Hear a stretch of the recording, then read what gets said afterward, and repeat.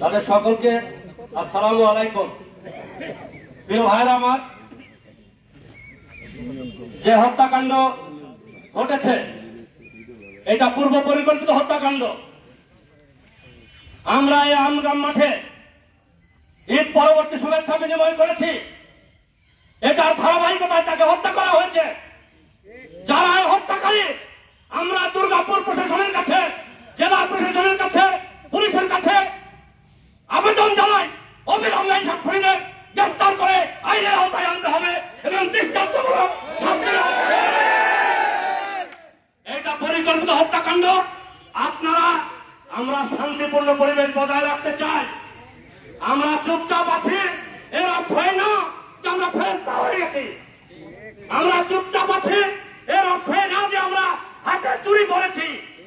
আমরা চুপচাপ আছি এই অর্থে নয় যে আমরা শাড়ি পরে ঘুরছি।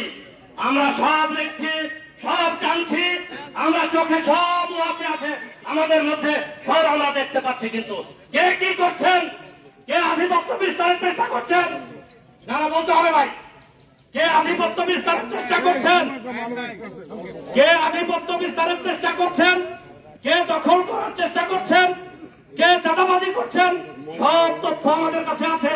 আমরাও কিন্তু তৃণমূল থেকে উঠে এসেছি।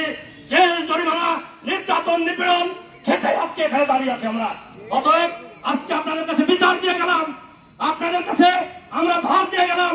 এই মকবুল হত্যাকাণ্ডের বিচার যতক্ষণ পর্যন্ত না হবে এবং অপরাধীদেরকে যতক্ষণ পর্যন্ত গ্রেফতার করা না হবে, আপনারা মাঠে থাকবেন।